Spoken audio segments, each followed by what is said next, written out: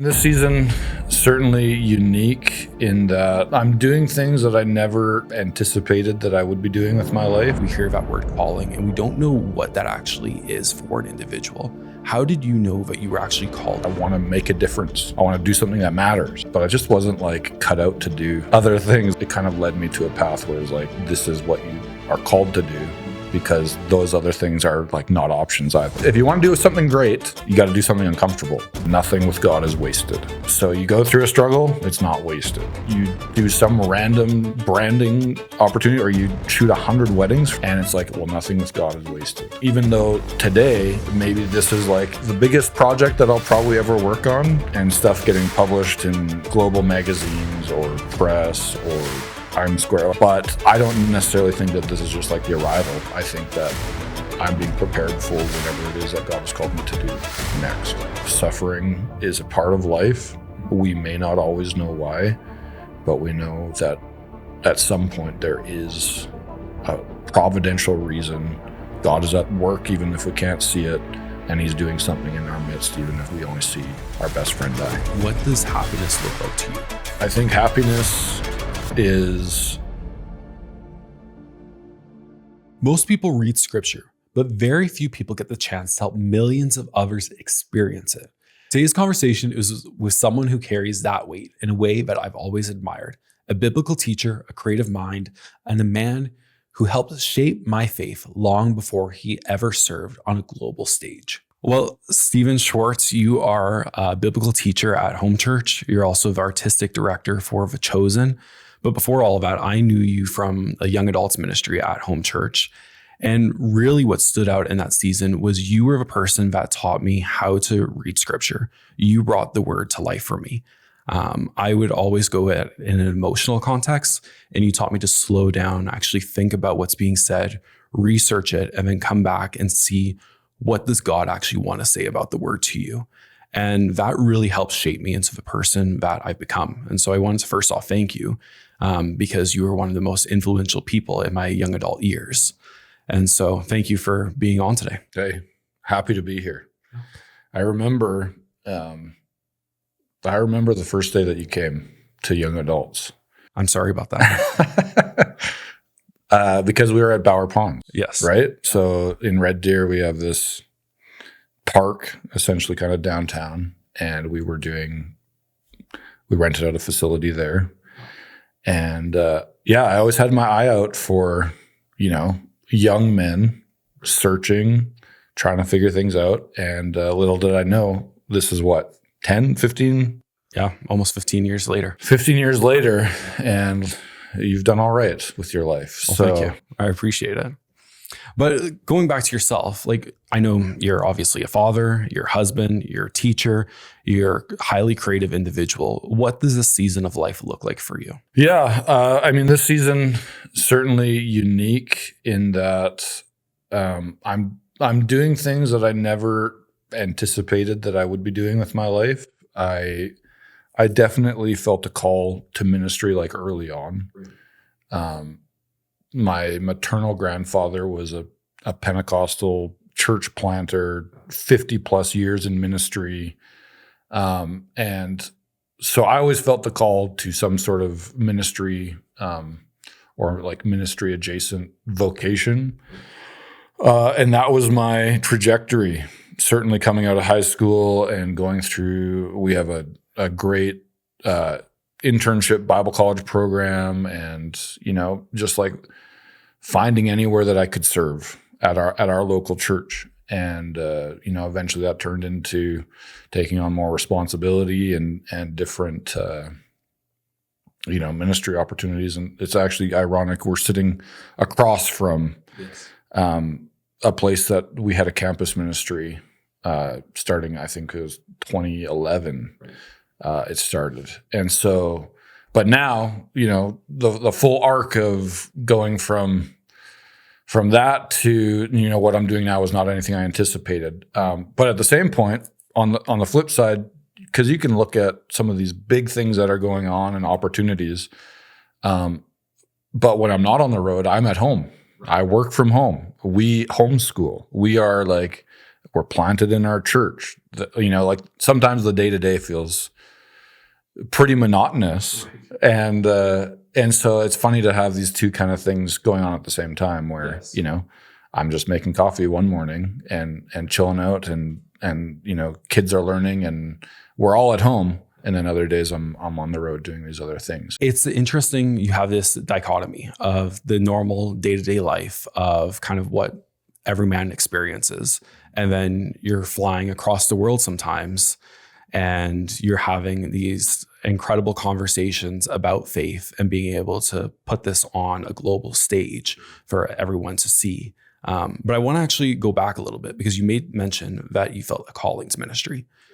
And I think oftentimes we hear that word calling and we don't know what that actually is for an individual. How did you know that you were actually called to ministry? Like, what did that look like for you? Yeah, I mean, without getting, I think there's a mystical way to answer that of somewhere deep inside because of a still small voice or something like that. But I also think there's like a practical element to it where I remember, and this is so bizarre because being a 12-year-old and then daydreaming of if I was to preach a sermon, this is what I would want to say, or like just thinking through how you might want to teach, or but so there's that side of it where I think I had a lot of these just like daydreaming of wanting to do this or seeing it put on a pedestal through my grandfather's life or my own pastor's life. And it was like, man, this is just something I want to make a difference. I want to do something that matters. But then there's another even more pragmatic element where it's like, but I just wasn't like cut out to do other things. Like I was not. And it's funny because people now will look at me through a lens of you're a teacher or you break things down or you make complex ideas simple or these kind of things. But I was not like academic in any regard when it comes to the traditional educational model. Was not great at school. Was not like I was in high school. I started up a punk rock band with friends. But there was a mission side of it where I'm like, hey, we're singing songs about Jesus and this kind of thing. And I was so passionate about that in that season and so not passionate about school. Mm. And it was always like, I'm not dumb, but I just could not get excited about, calculus or trigonometry or like these kind of things. And so it kind of led me to a path where it's like, this is what you are called to do because those other things are like not options either, Right. That makes a lot of sense. And so what was that switch for you to then say, hey, I want to understand the word in a deeper way and then grow this ministry that you can teach in such a unique gifting that I don't see often replicated. Like I said before, the words really came to life when all of a sudden you were teaching about Jesus or going through the story of Jonah, I remember, or whatever it might be. What was that switch that put on that academic hat for you to dig into the word? I think one of the like guiding principles when it comes to teaching or preaching is that if it's not, and I think that this could apply to finances or like whatever, but if it's not life-giving to you first, it's not going to be life-giving to anyone else. And so for me, I started finding like reading the Bible in context or reading the Bible as like an overarching narrative of, God's story of, redeeming people or sending his son or like hearing a lot of fantastic teachers. This was also like the advent of the rise of the internet age, early mid 2000s and things like that. And podcasts are coming in. So the access to more information and commentaries and, it was so wide open. And so it really came down to where my passion was and then finding how far can I push this? And then I just love, and maybe it's a unique part of who I am, but I love being able to break something down for someone. And maybe that's like the narcissistic side of my personality, or like the arrogant side where it's like, I know more than you. And I want to show you how much I know. And I'm going to be able to, and it's going to be like, I'm going to blow your mind. Like, I love that side of it.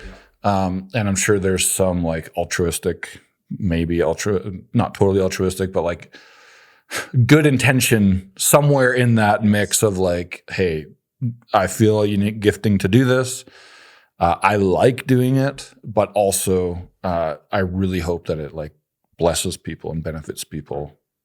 And so, yeah, to answer your question in a super long roundabout way, it was like finding that passion for that thing and then wanting to share it with others. Yeah, which is incredible. I often think the sixth love language is actually teaching. I think that there's so many people that have this innate ability and desire to teach, and that's how they show love. And so I often think for yourself, that's probably one of your love languages. That's not technically a love language, but I'm adding it on there. I'll tell that to Stephanie. Yes. That's my sixth love language. Yeah, exactly. It's not mansplaining. Yeah, it's the love language of teaching. But when we look back at young adults, like it felt like that was probably one of the most influential seasons of your life, at least for myself. It seemed on the outside in. What was God shaping in you during that time period of leading young people? I mean, I look back at that season, and to this day, I still feel a pride in, obviously not a negative sense, but I look, because we still today, we go to the same church week in, week out. I'm still serving, even though I'm in a different capacity and alongside you. But I think of people like yourself, and I could name, 8 or 10 other individuals who are now married with kids, who, their kids are dedicated in a service, or they have gone on to do these incredible things, and yet are still serving the Lord. And that brings me, a sense of accomplishment in that I think sometimes in ministry, we have such a short view in the sense of, look at what's going on, and we did this and we did that, and look at this year and whatever. But the fruit of someone's life in ministry, isn't always, you can't see it for 10 or 15 or 20 years. And I'm not as arrogant to be like, well, and you're my fruit, because there's so many variables and so much personal responsibility. But even though I was able to play one part of that, that brings me a lot of joy, that sense of accomplishment. Yeah. And so as far as what it shaped in me, though, there is this element of entrepreneurialism, which is a unique topic to cover when it comes to ministry. But we'd pioneered a campus ministry here at the Red Deer Polytechnic now, because I was like, well, the way that the young adult youth ministry thing was going on at the time, I'm like, we need to start something fresh. I want to build it from the ground up. No one's done this. I want to innovate and pioneer and build something. And then you go and do it, right? And you take a risk, and it's exhilarating and exciting, and you're building something. And I found out something about myself is that I get a 5-year itch, or, a 7-year itch when it comes to, I like to build something. I like to blow my life up. I like to do something that's scary and risky. But then when it starts to be in a maintenance mode, or something that's just like, we're just going to keep doing this, that's when I'm like, yeah, I need to go and start something over, or quit my job, or, whatever it is, right? It's interesting because I look back, and in that 5 years, I believe, and you can correct me if I'm wrong, but the young adults ministry that you were running was one of the largest in Canada. And so that's such a huge testament of that entrepreneurial, creative spirit that you have coming into alignment with what God was calling you to build, and just seeing so many lives impacted and touched, which I think is incredible. And so shortly after that season, you moved more into the creative pastor role at our church. What made you want to move into that creative side of things and recognize that it wasn't necessarily a skill set, but that could also be a calling as well? Yeah, I mean, there's a long version, but I'll try to give you the TLDR in the sense of this, what I was just kind of touching on, this sense of like, I get this itch and I feel alive when it's like you're doing something that's kind of terrifying. And so there's all these like providential circumstances going on between staffing changes and I remember feeling kind of in the last year, which was 2015, 2016, which was the school year. I remember the Lord just speaking to me. It's like, this is the last year you're doing.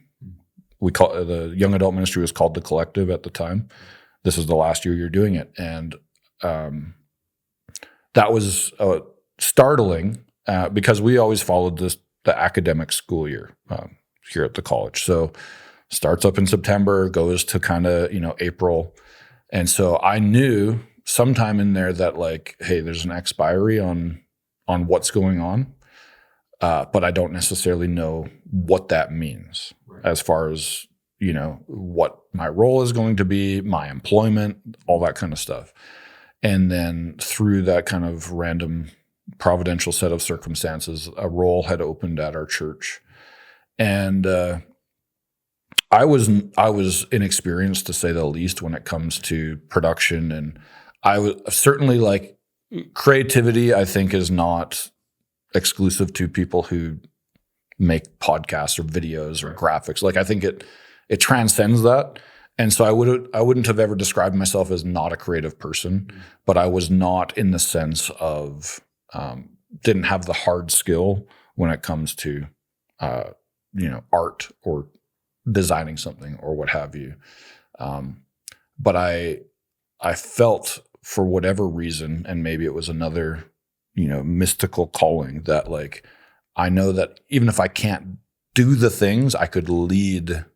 Right. I could lead the department well, and I have the taste and I have the aesthetic to know that like I can at least like move this forward a bit. And so that was part of the transition, obviously, like covered in a lot of prayer and conversations with all sorts of different counsel in my life and things like that. And so that was the transition there in 2016 from more of like a traditional pastoral figure role to overseeing the creative, mechanism of our church. And so for an individual that's in a season where they're looking for a transition, they're feeling like, hey, this is where I feel like God's moving me. What were the signs that you can point back to that affirmed this is from God and not just from what I want to do? I mean, that is the question. Right. And I think it's different for every single person. I think, the scriptures say that there's wisdom in a multitude of counsel. And so I think if I would have taken a poll at the time, 10 random people, 8 of them would have said you're nuts. But it's not that there's wisdom in a multitude of, people, it's in counsel. And so I think having the right people in your life who can see potential in seed form, see what you could be, see elements of who you are even when you don't see it. There is that side of things. But then I think there's also an element of betting on yourself. Right. Do I know how to do it? Maybe not necessarily, but do I think that everything's figure-outable? Or do I think that I have the smarts or the intellect to go and figure this out and make it work, even though I don't know? That's, I think, part of the question is when it comes to confidence and security. But then there's the other element of like, God, I know that you've called me. I know what this is another layer or chapter of what you've called me to do. So I'm going to figure it out. And so, there's lots of layers to it. And then if you like, it's worked out for me now, I think 3 times. Yeah. Which is nice. But I'm not hedging my bets that if the next season comes around, another itch comes around, if I don't hear the voice of God, then I'm not going to move forward. Or if I do, I think I do, and I don't, then you repent, figure it out, and move on with your life. How do you build the confidence to bet on yourself? Because I think a lot of people have ideas and they have aspirations of what they want to go for, but it's scary. And there's always something that's holding them back. So how did you build that confidence to truly bet on yourself? Yeah, I mean, it'd be great to be able to sit here and be like, yeah, you just do these, This is the 5-step plan. Exactly. And you just go for it. In my experience, it is never ABC. It's A, Q, J, or it is not linear. And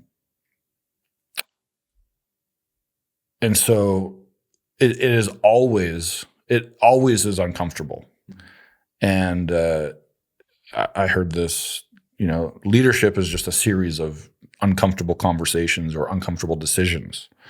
That's, and so if you want to do something great, you got to do something uncomfortable. But now I'm not over the hill. I feel like I'm still entering into some prime years of my career and life.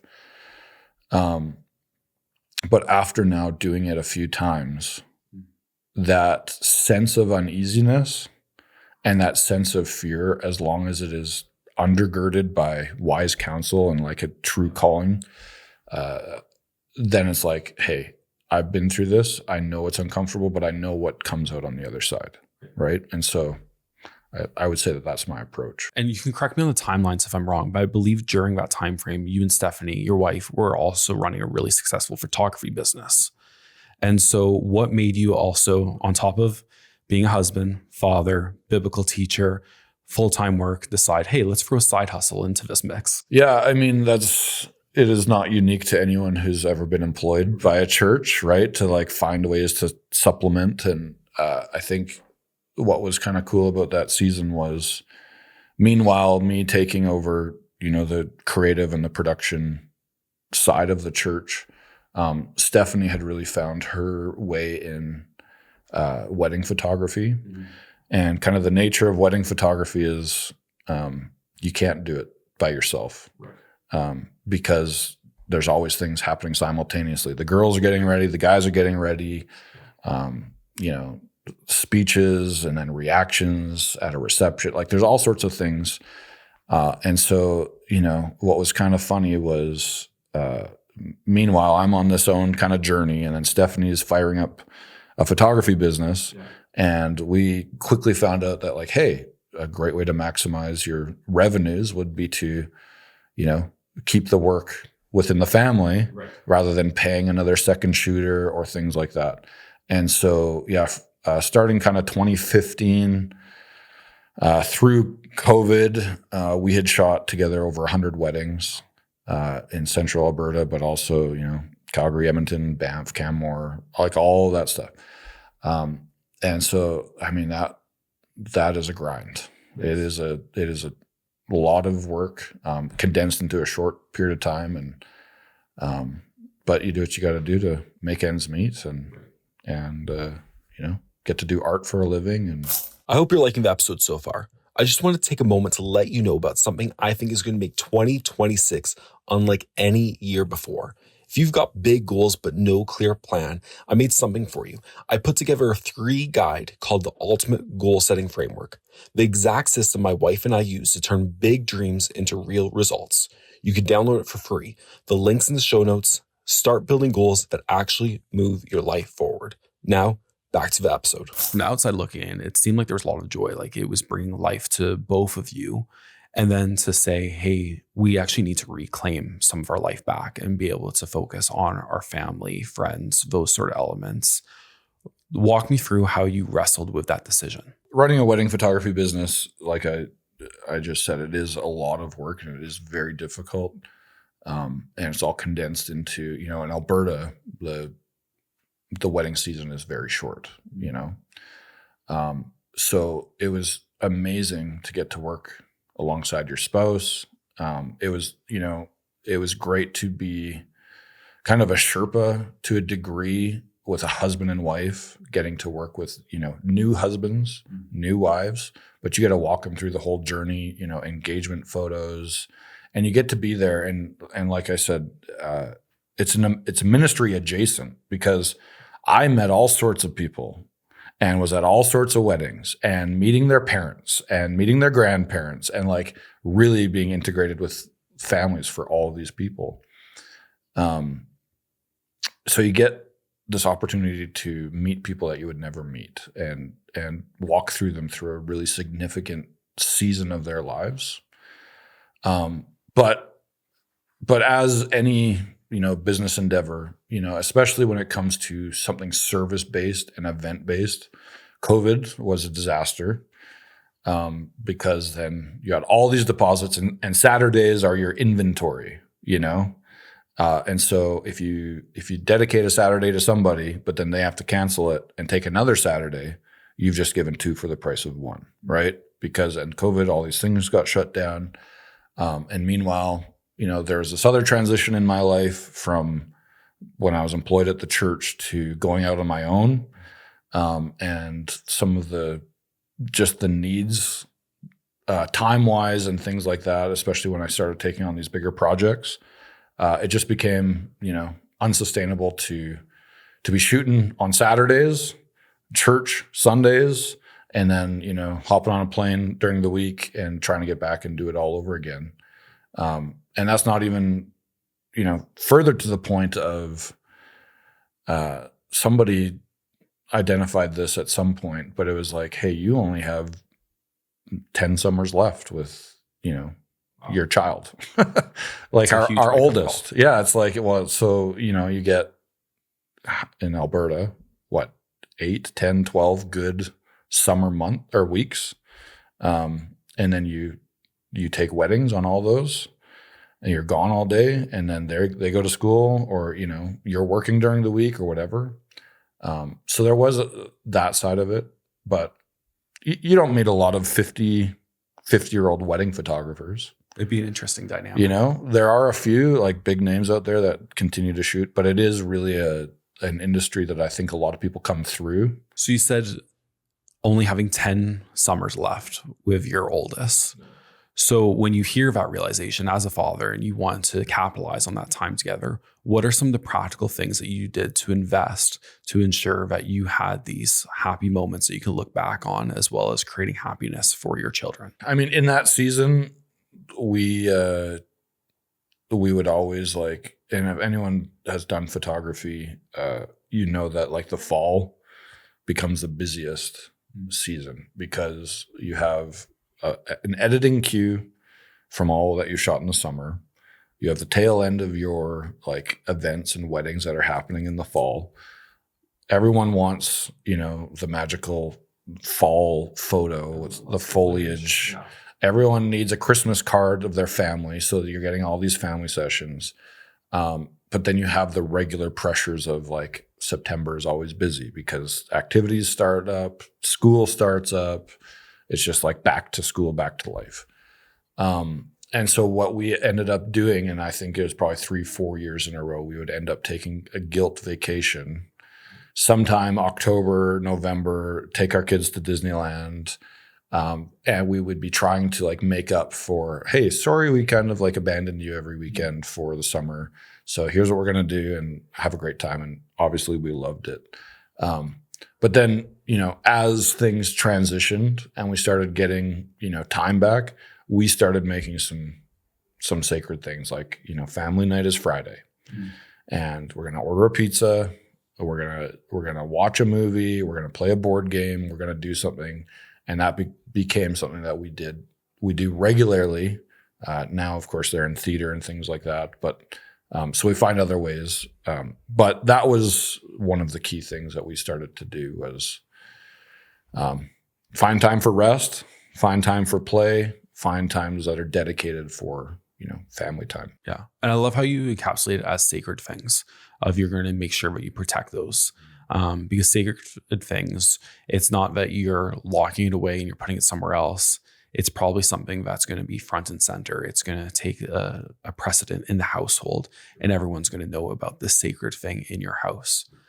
So I really like that rhythm that you've built into life. And the kids love it. Yeah. They begin to anticipate it. I think it gives them a sense of safety and confidence. And, I know, it's funny thinking about photography, but there was a study done or a stat done about how just having your family picture on the wall or the individual pictures on the wall, it does something psychologically to kids, going like, I have a place of belonging. I am a part of this, exclusive club that is my family. And so being able to create that, I think, is something that's very important, but also very special. You also mentioned about Disney. And I think that out of anyone that I know, you're probably the number one Disney fan. So Guilty as charged. Guilty as charged. I love it. So what makes Disney the happiest place on earth? Yeah. I mean, you can't have a podcast about the currency of happiness without talking about it. Of course. Right. I think that question, again, is different for everyone, but I'll tell you what it is for us. It has become, it's become a home away from home to a degree. It's become a bubble of, you can turn off the outside world. And actually, I'm going to get tell on myself for how nerdy I am about Disney. But one of the ways that Walt Disney actually engineered the park was, if you've been, you go through the ticket gates and then automatically you are given a decision. You go right or left. Right in the middle, there's this big train station and the Disneyland Railroad, and it's magical, and it comes across and you hear the sounds. But you have this decision. You need to go left or right under a tunnel. And then as you go through the tunnel, it says above the door, here you leave yesterday, or now I'm telling on myself the other way that I don't know, but you enter into a world of magic and wonder and discovery, and you leave the world behind. And then around all of Disney, there's this berm that starts at this tunnel, and all the way around the railroad kind of encapsulates you into this immersive world. And so you walk into another story. You can, to a degree, and maybe this is an unhealthy coping mechanism, or maybe it is like a gift of common grace to the world, that you can go in and you can, and even you think of the sight lines when you walk through Main Street USA or whatever, you can't see the outside. So it really does become, a place where you can leave your cares behind, and just enter into wonder and discovery and joy, and hop on a Main Street car, smell the popcorn, get an iced coffee, and just soak up the vibes. It's an incredible experience. I remember my first time going to Disneyland as an adult, never been as a kid, and just walking through that ticket booth, and it just, something takes over, and it's just, we're here. Everything that people talked about, we're actually experiencing. You made mention of the berms and how it just encapsulates you. Do you feel like when people are experiencing happiness, it has to be this encapsulating emotion, or can you be experiencing other things at the same time? Disney obviously does a great job at, we want to be the happiest place in the world, but in normal day to day, should that look like? I appreciate the setup here, because I think that there's a deeper truth to this. I think to a degree, Disneyland is a counterfeit of what, true happiness or true joy should be. It is a manufactured, contrived. They do a great job at, the fireworks go off, it's time to the music and all that kind of stuff. But I think it is like a metaphor for life, because just because you walk under, it's not like there's a magical portal. Right. Whereas you walk under, now all your problems and insecurities and struggles and hangups and all these kind of stuff magically goes away. But now you can hold it in attention, where it's like, I can embrace this moment. I can have joy. I can experience these great things that are going on and served up, even if, there are things in my life that I'm unhappy with. And I think being able to have that, those experiences are great, but then being able to translate that to everyday life where it's like, are things all going the way that I want them to? Certainly not. But that's not going to dictate my overall disposition and outlook on life, because, the same way that happiness can be fleeting, so can, depression, or so can circumstances that aren't going your way, or things like that. And so I don't think it's like a mental assent to like, oh, I just need to like turn my brain off. I think it is being able to hold a moment of happiness despite things going on that suck, right. So not to get like too deep on Disney. No, but I think it's important. I think like what you said is for each person, we have to recognize that all these emotions, we get to dictate how they control our life. And even in the midst of whatever's going on, you have a choice of what does that look like and how do you wrestle with those. I remember for myself earlier this year, my older brother passed away, and it was one of the hardest seasons. And I knew that it was going to come. Been unhealthy entire life, cerebral palsy, quadriplegic. And even in that midst, we were telling our kids, hey, Uncle Simon is in heaven now. And my son, Leo, 4 years old, says, I think Simon's standing with Jesus.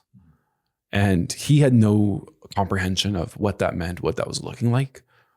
But for me, it was that pocket of happiness of a child could see the good that was taking place, even though I'm mourning the loss of a brother and everything that came with that. And when I think of Disney, I think it gives us that escapism. But on top of that, it gives us those life lessons that we can bring back and say, even in the midst, this is the good that I'm going to hold on to. Even when there's tragedy, there's loss, whatever it is, this is the truths that I'm holding on to. I think that's so powerful. Yeah, it makes me think of, The Chosen. There's an episode, I think it's the first episode of season 4, but it is, or maybe the second episode, but John the Baptist had just, was decapitated. And then Jesus, of course, and Andrew are mourning the death of John the Baptist, which we don't get to see in the Bible. We get the facts. Yeah. And so that's one of the interesting things about the show is that we see a plausible reaction to seeing or hearing about your cousin's, brutal execution. Anyway, they start talking about this idea that in times of mourning, your emotions kind of come up right up to the surface.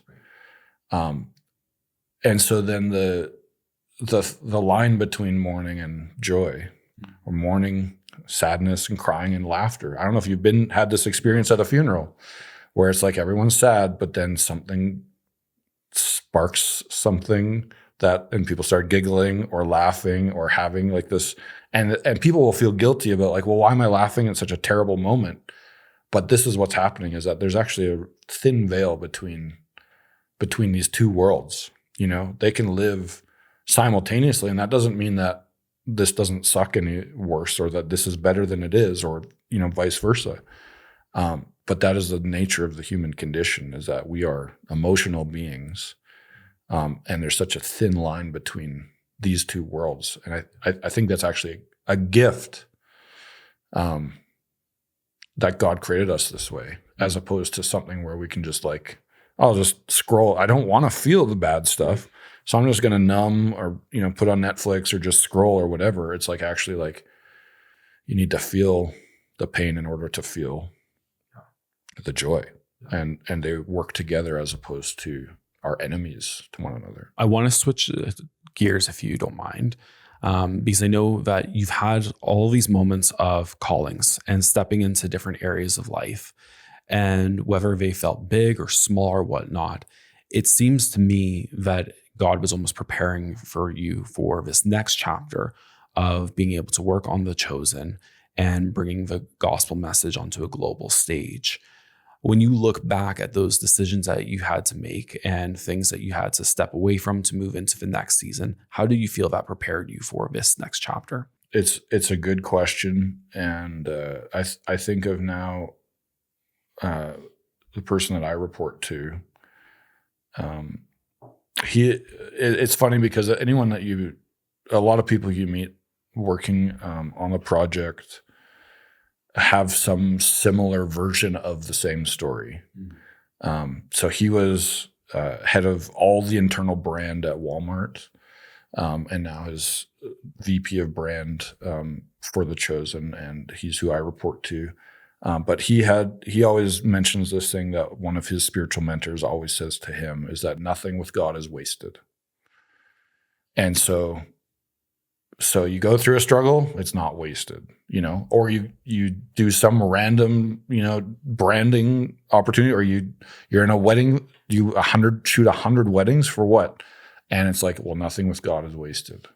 And so even though today, maybe this is like the biggest project that I'll probably ever work on, and stuff getting published in, global magazines or press or Times Square, like it is likely the biggest. I can't really imagine doing more. But I don't necessarily think that this is just like the arrival. I think that I'm being prepared for whatever it is that God has called me to do next.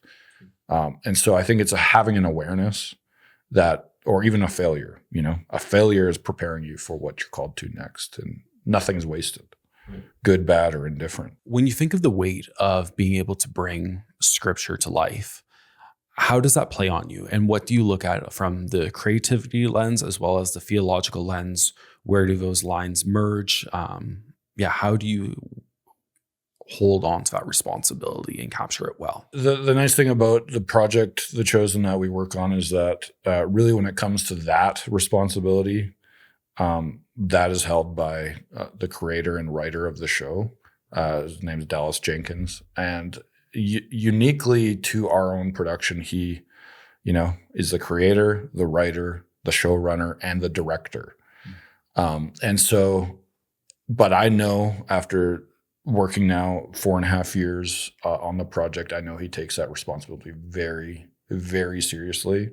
He has a reverential fear of the Lord that, like, I absolutely have to get this right as best that I can. And so then when it comes to, other people's roles surrounding him, we go, hey, this is something that you're carrying. How can I help support? And then there's checks and balances when it comes to, there's a theological counsel, a Jewish rabbi, a Catholic priest, and an evangelical theologian that go and, do checks and balances and hand in notes on the scripts and things like that. And so I think then when it comes to my role, which is primarily a marketing and bringing it to the world, or, trying to get people excited about it or things like that, I have a lot of confidence in the work that's already been done on the project. And so it's like, there's a funny skit that came out. This is old now, but it's like the marketers for Oreos. It's like, you don't have to, the Oreo is good. Right. It doesn't need anything You else. don't need to, like, your main job is not to get in the way and, like, let the product speak for itself and do its own. Yeah. Let people dunk. Exactly. They know what to do. Oreos are good. And so really when it comes to it's like, how can we complement or, how can we make it great? The product's already great, but how can we, for one, not get in the way, but for two, keep the creativity at a high level, keep the output at a good level, make something that's beautiful and compelling and intriguing for people to want to watch the story. I know recently you were talking about how this past season you've been so transfixed with the crucifixion because that's the next season that you're preparing for. Spoiler alert, like you would say, the main character dies. There's good news that comes after that. But wondering for you of spending an entire year where you're focusing on the death of Jesus, how has that shaped how you read scripture, how you do life with other people, your conversation, like to be so immersed in the heaviest part of the Bible, but knowing the redemption that comes? What has that shaped life for you? It causes you to think a little bit different about your life. It also, one of the things that it's brought up in my mind is the followers of Jesus, they didn't know the end of the story. They aren't privileged like we are to have a canonized, gospel accounts and to be able to see the end from the beginning and see that Jesus was like, playing 4D chess essentially the entire time and like following obviously God's will and walking through this and then rising again. And so I think there is like the nature of suffering in the sense of everyone who followed Jesus had to walk through this, and they didn't know the reason why. They didn't know, all they know is that their best friend and rabbi is dying. And so I think there's an answer there in the sense of suffering is a part of life. We may not always know why, but we know that at some point there is a providential reason. God is at the work, even if we can't see it, and he's doing something in our midst, even if we only see, our best friend dying or whatever. There's a lot, that we could talk about here. But yeah, this nature of, Jesus laid down his life. We should lay down our life. There's all sorts of, I think, Christian themes that after living in this day in and day out and thinking about the story has really changed my perspective. Stephen, I want us to land the plane because I know that we've been going on for a while. But before we do, what does happiness look like to you? I think happiness is, it can be in the smallest thing. It can be in a warm cup of coffee and a book. It can be a puzzle with friends and family. It can be teaching. It can be telling a good joke. And I would say, I happiness for me is not like checking off a list of accomplishments or a certain annual salary or figures or things like that. It has come back down to intangible, simple moments of joy found in relationships, and enjoying everything that God has like provided for us. That's not my best answer, but that's the answer that I could give you. That's one where we're going with. No, thank you so much for your time, Stephen. It really means a lot to me. Like I said, the person that you are has impacted me countless times over and over again, whether it was my fashion style 15 years ago or just who I am as a person now, being able to read the scripture and then be able to share that with my children. It's not just me that you've impacted, but you've been able to impact my family that you didn't even know about at that time. So thank you so much for your time. Thanks for having me. Stephen's story is a reminder that calling is rarely linear, that God forms us in the quiet places, and that faithfulness in the small things prepares us for the weight of the big things. Thank you again for tuning in. If you like this episode, make sure to hit subscribe and share this with someone else.